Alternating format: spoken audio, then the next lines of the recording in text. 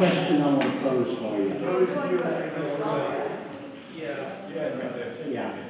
The way this series has evolved, we started out with Lake City history going back to 1800s and so forth.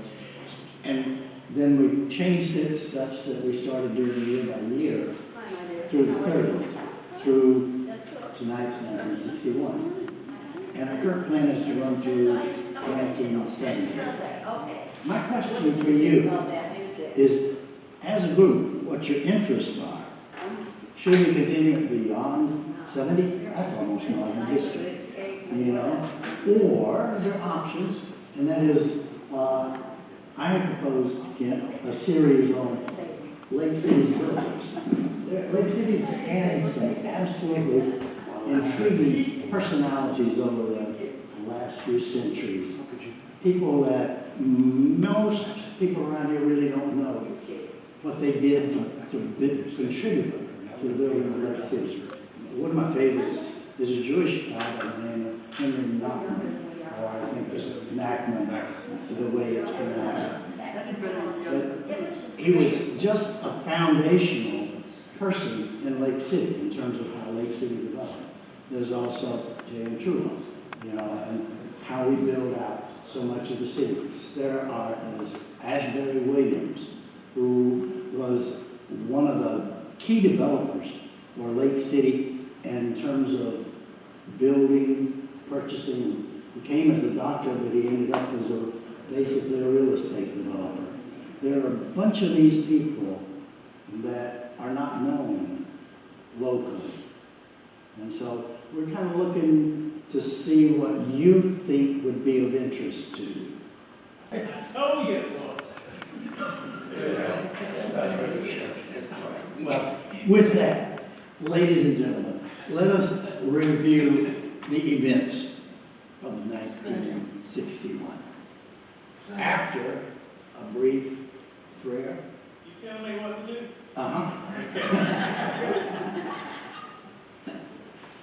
Dear Lord, thank you for this day, this beautiful day. Thank you for all who are here tonight. We ask that you be with us and enlighten us for the hard work that Kit and Jamie and his staff have done. And we ask this in Jesus' name. Amen. Amen. Is that short? All right. 1961. And we do always want to say thank you. It's one of those really important things that we acknowledge the people that make this possible. And that's the Dollar Foundation, Lake City Creative Alliance, the Continuum, and you, and the members, the membership of the Lynch's Lake Historical Society. We really appreciate you being here tonight. So, 1961 begins, actually, a little early. This is the new city council coming in 1961. Mayor Evans is re-elected. Councilmen are Edward Bowen, Jamie Cockfield, Jack Trula, Roger Nettles, Robert Whitehead, and Cotton Tomlinson. And this is what I love. The songs of 1961. Tossing and turning. I think most of you, many of you, in this car, probably just about all of you, remember these songs. I Fall to Pieces with Patsy Cline. Michael, that's also Michael rowed the boat ashore, if you remember that lyrics. Crying with Roy Orbison, still one of my favorite all time. Runway, I always want to say runaway, but it's just runway. My True Story by the John Five. I listened to that again today, and I honestly don't remember it. It's a nice tune, but I don't remember it. My Pony Time with Chubby Checkers. The video was so funny because it was all about a new dance. He introduced the pony. And that dance went on for a long time. It's all about riding your pony. Wheels was an interesting one too because it's a guitar instrumentalist, sort of like Chet Atkins. I mean, the video shows this, all it doesn't show the guitarist that shows just the strings. And it's amazing how he picks those notes out. I mean, it's so clean and precise. Raindrops. You remember that? Raindrops falling from my eyes. Yeah. And then Wooden Heart. Now, this is an interesting one to me because Wooden Heart was by Joe Dowell, and he recorded it, but it didn't become famous until the next year, 1962, when Elvis Presley did his Wooden Heart video, a movie.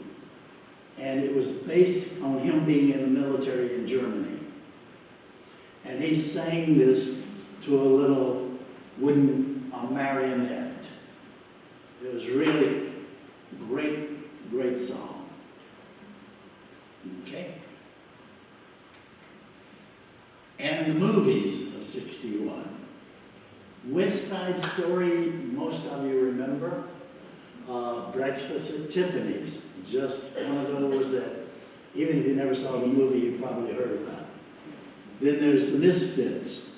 There are three up here, the Misfits, Knife in the Water, and Birth Certificate, that are Polish films. And they are dark. I mean, these are people coming out of the ruins of the Second World War. And I mean, the picture that they paint in all three of these movies is not something that you'd want to take a date to unless you want to cry. I mean, they're just awful in that sense. But then you have something like 101 Dalmatians, Judgment at Nuremberg, Splendor in the Grass, Mother Joan of the Angles. I'm sorry, that's also a Polish one. It's the darkest of them all. It's about a priest who's called in to exorcise nuns, a convent of nuns. And I won't tell you the rest of it because it really is a dark movie. But then The Hustler. You remember this one was, who was it? It was Paul Newman and Jackie Gleason. And it was really interesting when I reviewed it today. This has been, The Hustler has been defined as one of the American classics. It has been, received all kinds of awards. It supposedly defines the movie industry of that era. I saw it when it came out, and there are scenes in that I still vividly recall. It was really a great movie. Depressing, though. It was a great movie. You know, it seemed like '61 was not all that chipper. You know, whenever you look at the movies, you know, they've been on getting us depressed. The Cars. Oh, did we have the Cars? 1961. Look at those things. I mean, are they not remarkable? I mean, you look at those cars.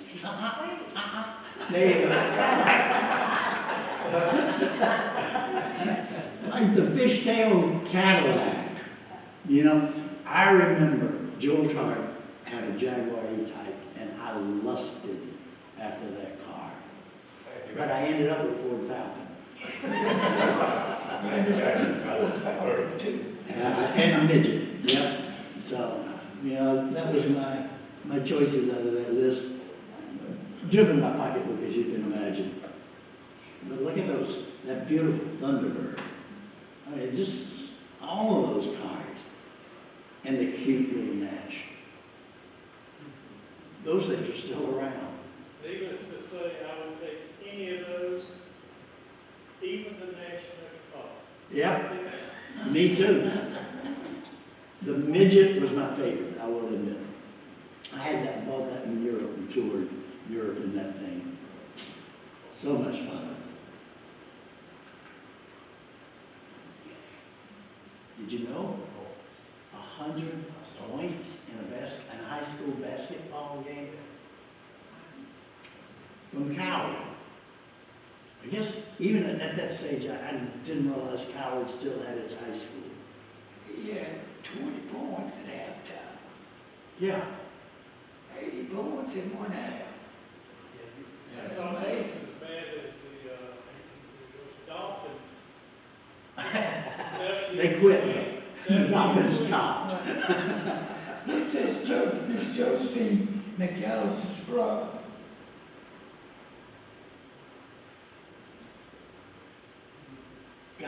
He hit 18 field goals in a row. I mean, this was his night. Absolutely. 18 in a row. The odds against that are phenomenal. And then he went to high school. There was a guy in Kershaw County, scored 108. In that same year. That's amazing. Yep.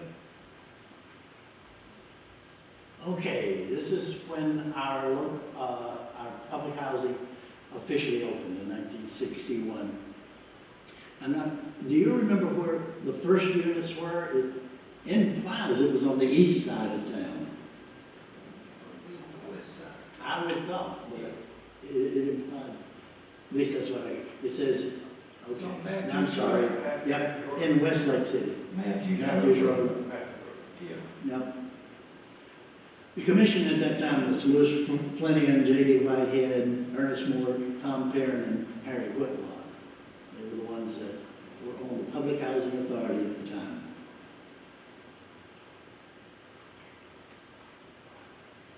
And Frank Howard came to speak in Lake City's very own cafetorium. I had to look that word up. It really is, I didn't think it was right, but it really is a real word, cafetorium. You know, it was a cafeteria to me. I never thought it was big enough to turn into an auditorium. But Zeke Ward passed out awards for the best defensive player and the most improved player. Don Button and Kenneth Leach were the most versatile member of the team. That was back in 1961. I have to tell you a little history on this because the 118th Infantry Regiment is one of the oldest military units in the U.S. Army. It was formed as the 1st South Carolina Volunteers during the Mexican War. It fought at Gettysburg as the 1st South Carolina Volunteer Regiment. After the war, it was incorporated in the U.S. Army as the 118th Infantry. It was one of the major units that went into World War I. It actually was sent to, in the Spanish-American War, it was sent to Cuba, but they didn't fight. They were support troops.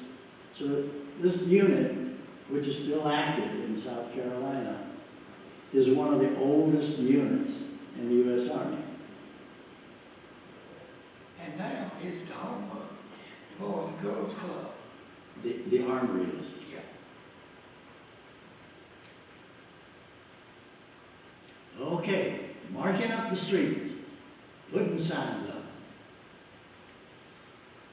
$1,000, that would be $10,000 today.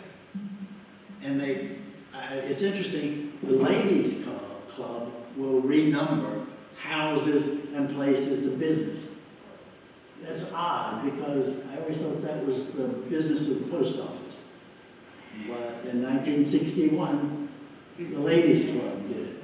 Yeah, we were living on West Thomas Street at 120. After this, we were 140 West Thomas Street.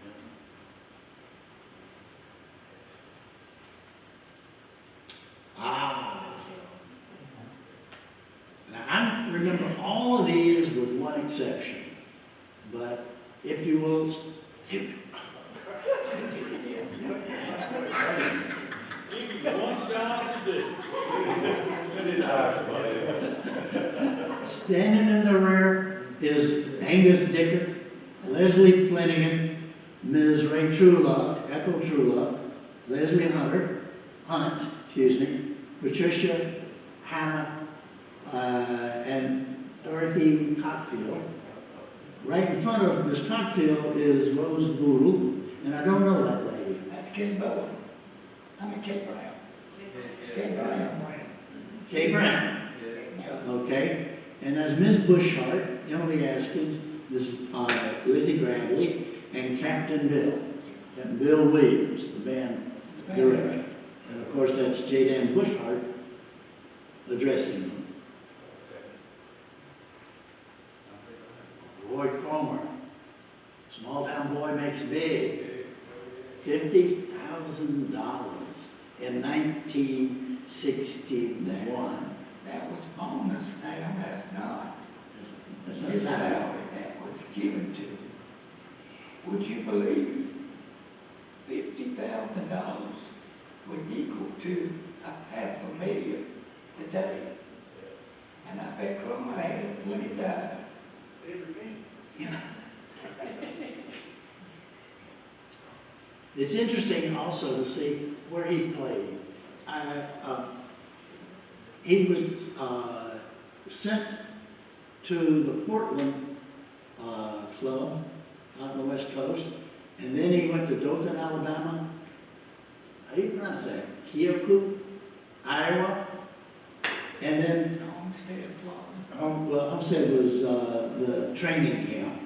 Yeah. I think there's another one that talks about where he went later, but we know he went to at least one other club. And our two national merit finalists. I'm not sure we've had them before we had Elizabeth Johnson and Billy Powell. I'm not sure Lake City produced any national merit scholars. So they were the very first for us. That's Hina Johnson's sister. And Billy Bob was a druggist in town. Billy or his father? His father too. Oh. Okay. This is one of those Boy Scout days when they turn over responsibility to the scouts for the day. And so this particular shows Maxie Hines consulting with the police chief, Tom Jaskins, and the police chief was Dean Welch. Dean Welch, yeah. Yeah, Talmadge was the mayor. Yeah. It's interesting to me that they allowed the Boy Scouts to elect their slate of officers. So you can see it. Harry Atkins was a councilman. Yeah. Harry's in there. Yeah. All right. Was it an exciting day? One that you remember? Really? All right. Did you have a fire that night? Nothing under that, right? Unfortunately, we didn't have no fire. I prayed for it. I didn't get sleep. I should have not sleep. This, unfortunately, was a sad time too, because this is when the infirmary closed. February 17, 1961. The last child was delivered. We don't know who that is, do we? No, we don't. Because the fact is, that was after it closed in 1959. And he was operating, but Dr. J.D. was operating at the clinic. How he did what he did was amazing. It was. He was in a lot of people's houses at night, at my house a lot. And my dad, he did at night. And then in the daytime running that home, I did. Yeah, it goes. Yep. Lake City's high school boys team of 60-61 PD conference and tournament champions. I think this is the only one that won the PD conference, the basketball team. I'll run through the people real quick, because on the first row, you've got Larry Abrams, you've got Jim Nolan, you've got Randy Coker, you've got Levon John Router, Billy Pollock, R.L. Taylor, and Ben Cook. In the back, you've got Arthur Parker, Bobby Campbell, David Brown, Mason Trula, Edward Sloan, Perry Wright, Teddy White, and Coach Rollins. Now, it's interesting because in the next slide, it will show you, don't go there yet, it'll show you that David Brown, turn back. David Brown, number 22, it says is 6'2". It says that Edward Sloan was 6'4". Look at that back row. Those guys are all well over 6 foot. In 1961, that was extraordinary. They got a And that probably accounts for, in part, why they were champions. compared to Herbert Rollins, who was about 5'10" about that. Yeah. Nick, ain't you? Yes, you may.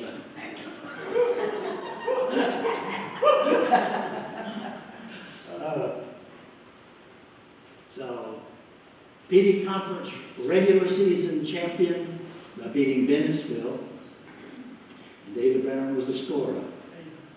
20 points. Then 2 members of all conference and all tournament were David Brown and Edward Sloan.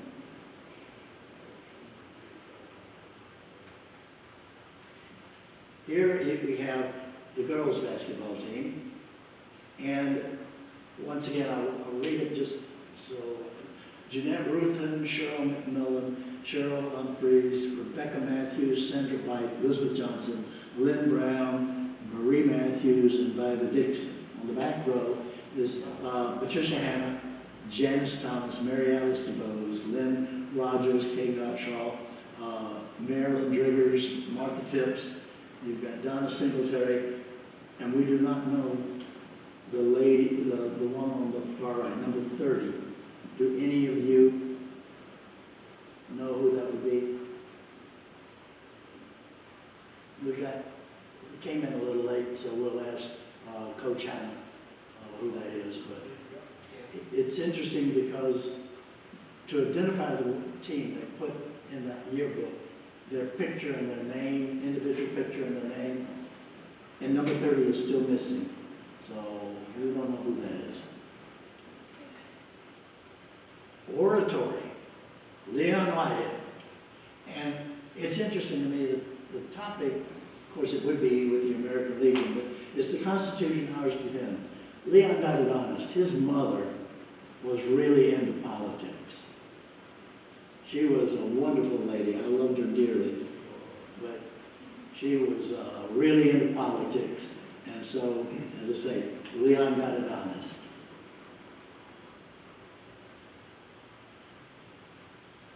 I've never heard of this. Maybe some of you did. A small business loan firm, Floco Investment Company. I've actually seen the logo, but I don't know anything at all about the business. 20-year loans. The board of directors, William Johnson, Herbert Timmons, H.L. King, Pete Covington, and Leroy Nettles. Sound like W. Flowers. Stockholders. Yeah, stockholders are W. Flowers, Murray McClendon, Haywood King, Herbert Timmons, Ernest Moore, William Bragdon, and James Davenport, and Ross Rollins. All of them work for W. Flowers. So,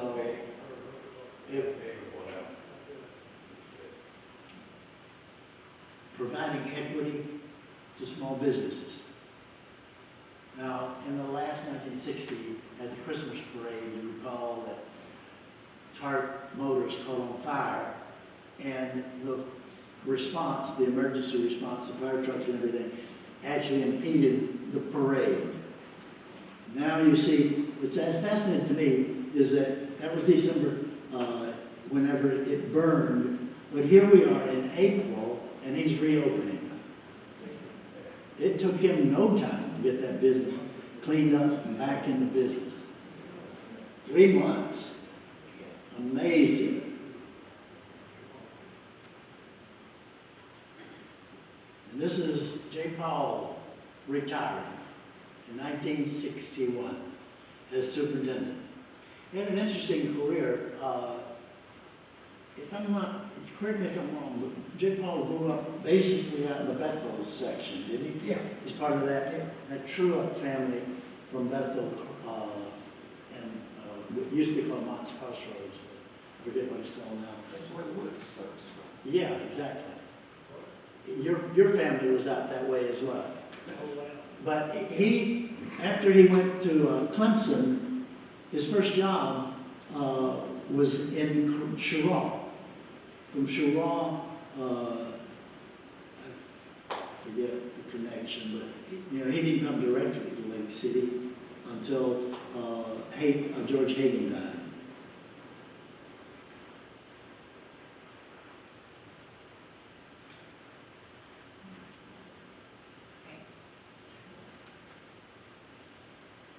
Your post office in Scranton. I assume this is the same post office they have today. Built in 1961. 1,000 square feet interior space. Says ample parking around the back. I remember it well because the building right next to it used to be the State Bank.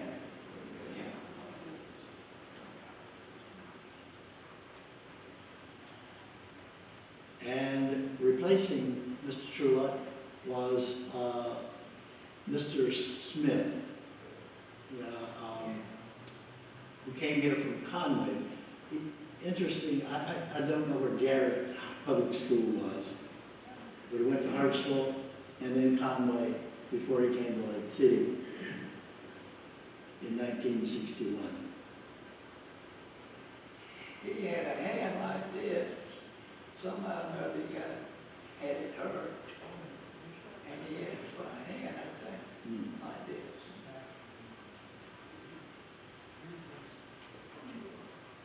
Okay, and the class of 61 graduated in May 26 out of the elementary school auditorium.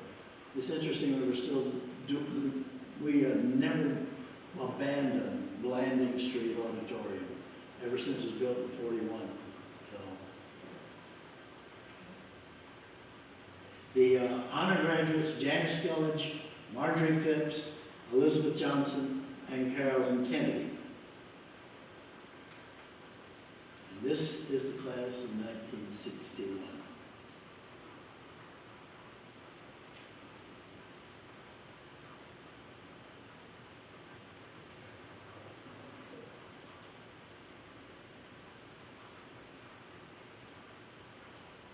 Oh, we really point out Brad Cox.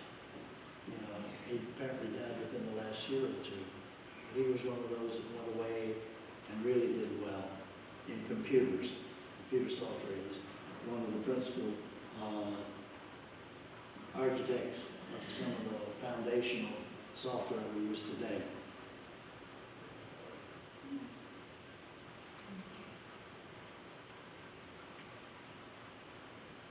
I tried to do them on 3 slides, so.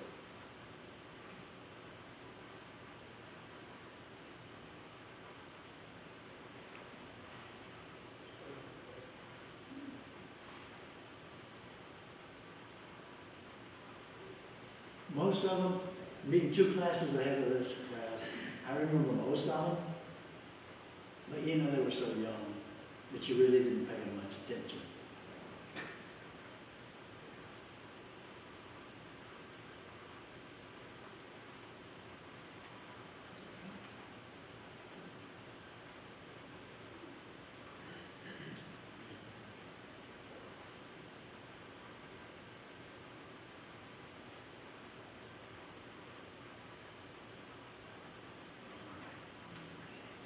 Okay.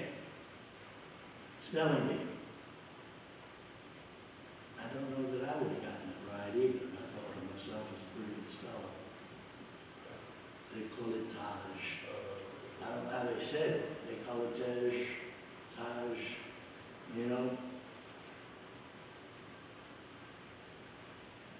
But back, yeah, but I would say that probably that 14-year-old boy in Lake City, South Carolina had probably never heard the word before.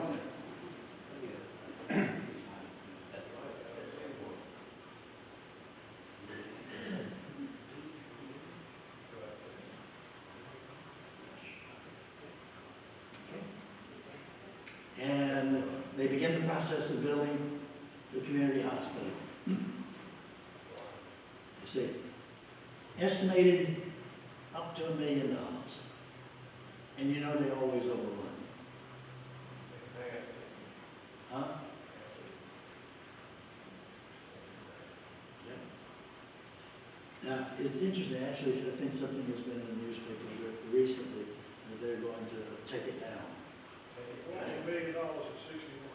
They want, What today's dollars would $1 million? most of the others, like Roy Palmer's, was a factor of 10. So, yeah, 8 to 10 million in today's dollars, if we use that as a rule of thumb. And Edward Sloan is appointed to the Naval Academy. He went on, after he graduated from Annapolis, to become a jet pilot. His height was always a problem. Jets are not meant for really tall people. And I think he developed neck problems as a result. But nevertheless, Edward was He's a backup, what we was retired now, he was a backup in Columbia. in Columbia. He is, Marge, help me out. Saying, the lady that subbed for Elizabeth Bushard in the Oregon and the Piano that moved to Savannah. Nancy Claire? Nancy Claire. That's That's That's her right. brother. Is he the one that was killed? Nancy Claire Sloan. Nancy Claire Sloan. No. No, it's his brother. That's his brother. Yeah, Wayne, his older brother was an Air Force pilot, and he crashed, he died in a crash in Texas, Yeah. near El Paso. This is Gerald Kirby. Gerald Kirby still lives here, as you know. When he graduated, apparently he went into the Air Force and was offered the opportunity to go to the Air Force Academy Preparatory School. I admire him a lot because preparatory school is really tough. But he graduated from there and took an appointment to the Air Force. He could have gone to West Point. He had a choice. That's rare. That The reason why I didn't go to West Point was because of him. wouldn't be surprised, but I would have been 2 years ahead of him, and I didn't know if he could take Yeah, it. he was, But nevertheless, yeah. no, I think it's because he was smart. You know, it was one of my classmates was talking about kids choosing today, Air Force and Navy. They're not likely to get killed. The Army, pretty good chance. So he was smarter than I was. So, Gerald was always just smart. think about it, you have two people in one class to go to a military academy. And in over 2 years, three were able to get appointments. To a certain extent, that talks, Papa did go. yeah, that was, what, 2 years later? Yeah. Yeah. To a certain extent, that talks about the political influence Lake City had at that point in time. Because Gerald was probably the only one that got it through a non-political means. The rest of us were all appointed by a congressperson or a senator. We had that, Lake City had that kind of clout in that era. I'm not sure we did now.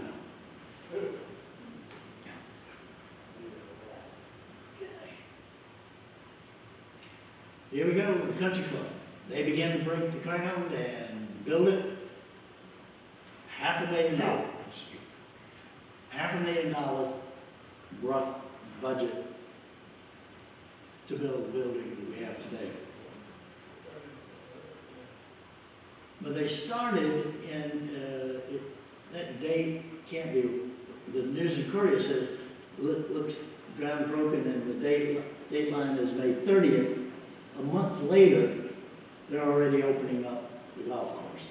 That's not right, I don't think so either. The clubhouse, the golf course was probably 2 years, almost over a year After, without a clubhouse. Without a clubhouse. So they probably opened for play while they were building. Oh, yeah. They had a little small clubhouse right there for where the green is now. A bunch of pine trees running and all that stuff. Yeah, okay. So here they just breaking the ground, but we're gonna play anyway. Okay, good, thank you. Essentially, for the first 3 months, there will be a green fee charge. I mean, that's a strange statement. What happened the first 3 months? What charge you that? See the statement. Now, this also speaks to the politics of the time that Lake City invited a Democratic president to come and be the marshal of its parade.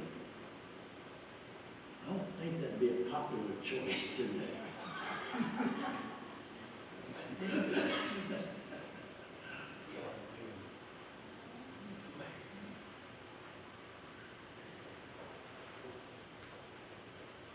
And the All-Stars. This is Little League, Little Boys League All-Stars. Did John F. Kennedy come to Lake City? No. He was invited. You just invited. Yeah, Yeah, I'm pretty sure he didn't show up. no, he didn't show up. I think he had bigger things on his mind at that point in time. Exactly. Didn't you speak one? Yeah. The Little League All-Stars, Jimmy Rollins, George Rollins, Roger Tisdale, Steve Moore, Spencer Dixon, Louis Pate, Jim Poston, Steve Maltseger, Herbie Keith, Billy McKenzie, Corey Tatum, John Bunsen Singletary, Billy Gamble, Randy Flanagan, Rufus Smoke, and Alan Welch. It's a big group.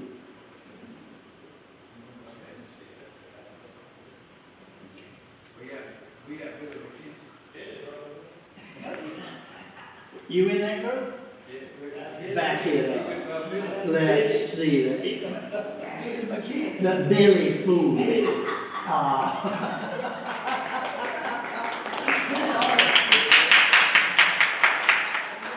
Thank you. Thank you, Joey. First name now. I fought that all my life.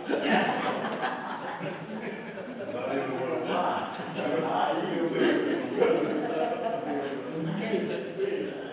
Okay, How about that? we've embarrassed him enough. Once again, the dates don't exactly match chronologically, but here we are in July. And, How did you spell? yeah, I know, I'm not, it's not a blame. Here we are, 100 golfers turned out to play. You probably don't remember how long this Ken Worthington's hung around. Very short time. Must have been a short time. It says in another one, yeah, here, he was actually only here temporary anyway. He was going on to Orangeburg as soon as he could.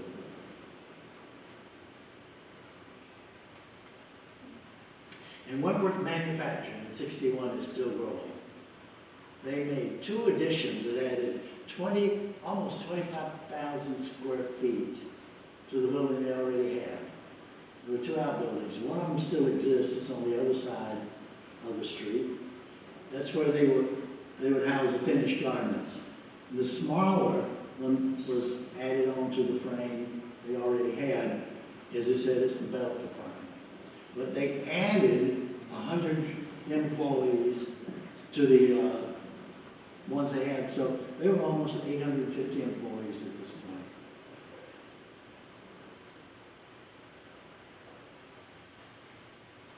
All for manufacturing cotton frocks. It's amazing. Huh? We need it back. Yeah. Who wrote? We do need it Times back. Herald in Lake City at the time? Who wrote for the Times Herald? It would probably Miss Parker. Yeah, it was, some of it was, Miss Mary Triggers. Yeah.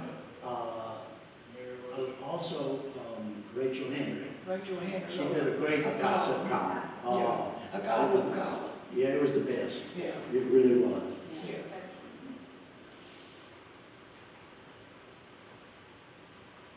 Okay, getting ready. Do any of you remember Lake City being called the jewel of the PD? Really? I don't either. I thought we need to call it that. Who wrote that one? That's the News and Courier. That's how Charleston, so we didn't get a voice in that one. And here, Roy Cromer has been reassigned. He's the second baseman and at Winnipeg, Canada. He keeps getting further north.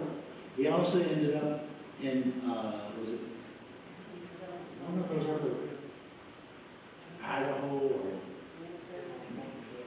yeah, Montana, Billings, Montana. And then Winnipeg. I tell you, he's getting to see the country Yeah. at this time. And we got a new post office. I'm old enough that I remember the post office that we had originally on Ackline. It was over there, Yeah. about where Joe Richardson's building is right now.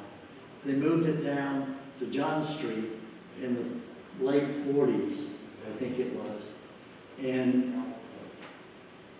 of course, I was too young to know about the controversy, but apparently people didn't like it. There's a slide on that. Okay. Oh, I get a little ahead of myself sometime. This is the football team, 60-61, and it's a big squad. Wow, it's a big squad. Kenneth Boyd, Eddie Epps, William Duke, Jerry Daniels, Mook, Truelock, R.L. Taylor on the left, Carl Daniels, Von Browder, Butch Floyd, Randy Coker, Billy Pollock, and Ben Cook on the right. And standing up on the left is Teddy White, Perry Wright, Bobby Weaver, Alva Humphreys, Larry Abrams, and Arthur Parker, McCoy, Mason Truelock. Then on the right, we got Raymond King, Richard Harrington, Steve Godwin, Sonny McFadden, Homer Miles, Bobby Gamble, and David Brown. That's a big squad for Lake City.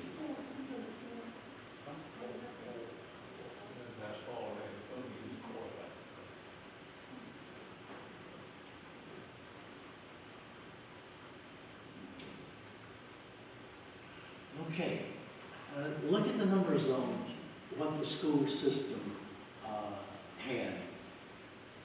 Lake City, 652 students at elementary school. This is Lake City. And then 436 in junior high and 280 in high school. The numbers are distorted, I believe, because we had just started, I believe, bringing Scranton Elementary into Lake City. And so those students hadn't kind of progressed through the system. That's why it's so out of balance. So many elementary schools, many fewer middle schools, and very few high schoolers. But look at this, the numbers in Olata, 268 elementary and 206 in high school. Scranton was 286 elementary. And the black schools had an enrollment of 1,470. That was about the same number. If you add up the Lake City enrollment, it's the same number. It's within 30 or 40 of each other. Cameron Town still has a school. Olata, if you notice, Olata numbers are equal to white and black, and Scranton is pretty close as well. And then we had The cafeteria. in the back. Elementary school. This is the elementary school. I believe this is the building that I use as the boardroom. Yeah. And this is Thad Hennett. And Lake City's Operation Alert. This is 1961. This is close to the Cuba crisis, the missile crisis. And we have a group in Lake City that's truly concerned about communism and its penetration into our society. And so a group of people have formed a group in order to alert the community of the dangers of communism. Thad Hennett was the head, but Carlton McKenzie, Miss Myrtle Turner, Hub Terry, J. Lincoln Moore, E.O. Patrick, Rennie Beard, Ms. Sid Carter, and Tom Brazington were members of this group. Mr. Thad Hennett's daughter was Kathy. There was a doctor in New York City that was killed.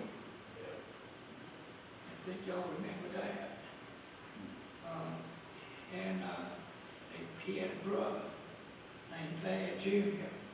That was, he was in the band, and he had one finger almost was cut off, and he played trumpet. But that one, Thad finger. Okay, we've talked about Lakes products before, but I still don't know who they are. They were here short, I guess a reasonably short period of time. They were actually from out of town, from Darlington. They bought Child Scout and began operating as Lakes Products, household cleaners for the most part. It says, been in production about 3 weeks, 8 employees building, formerly used as Singletary Building Supply. Where was Singletary Building Supply? He's in between the Stables and, and the new art studio. okay, it was about where K.G. Smith used to have his stores. Yes, it was Katie's. Right. And the Secretary building wasn't his, Mayor Drager's father and brother.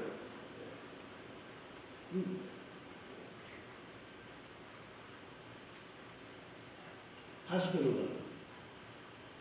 In our area, we vote on the issuance of a general obligation bond to build the hospital. Only asked for $300,000. That means that the remainder of it, remember, they were estimating between $800 and $1 million to be the cost. So I'm not sure where the other $700,000 came from, perhaps It was government loan. government issue or whatever. Now, the residents of the area approved a general obligation bond for $300,000. And the voting place was Lake City Fire Department, not one like we have now, but over at the old fire department, right beside, across from the depot. The rail depot. Yeah. And Godwin Tractor would be where,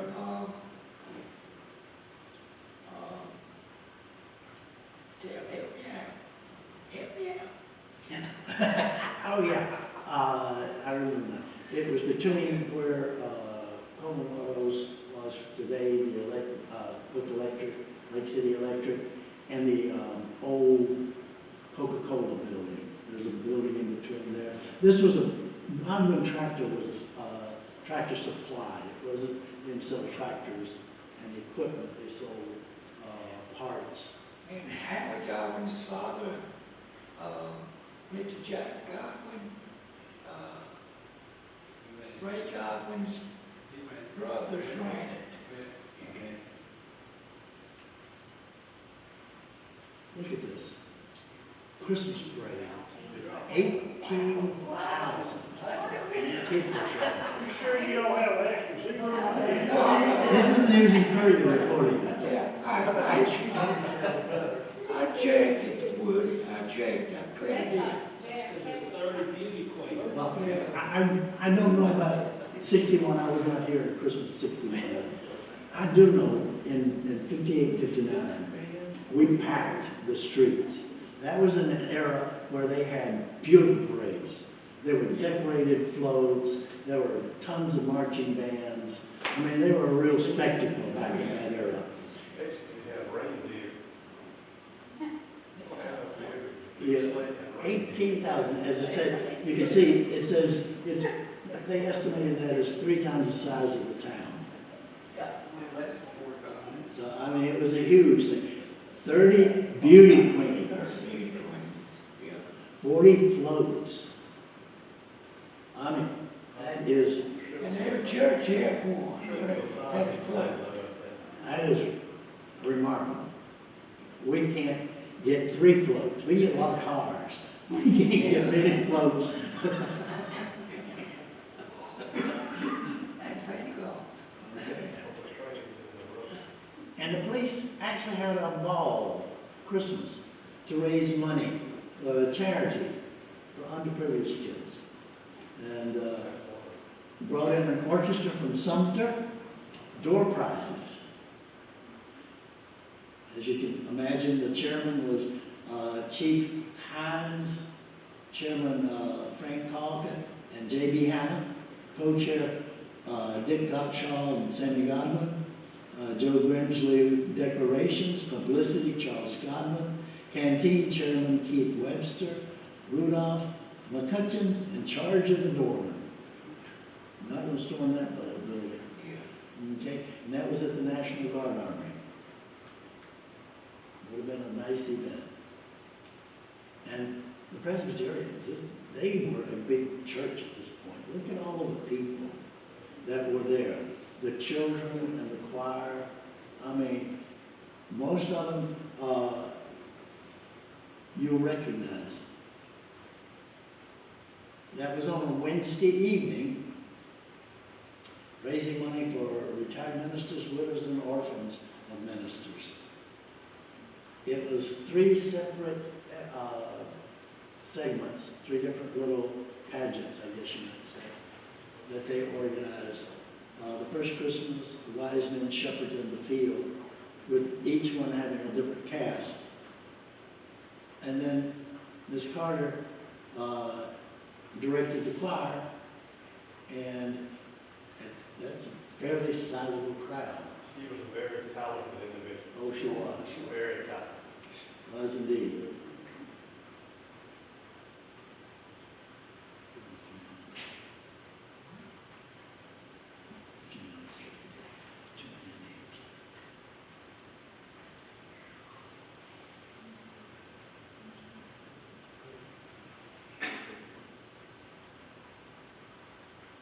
Okay. Apparently, Postmaster Bear had felt some pressure and had suffered some criticism on the construction of the building on John Street. Back up.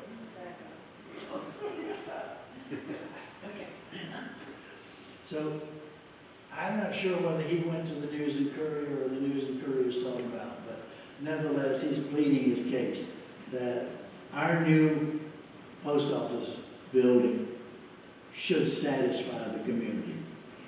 We're no longer in a back alley.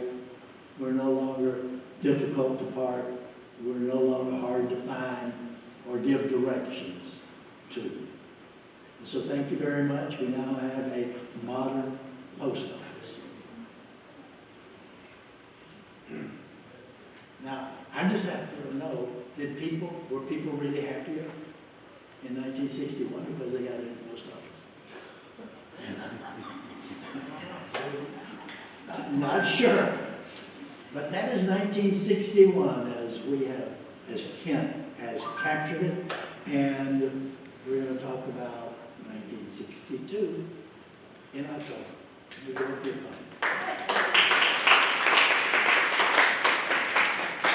One comment.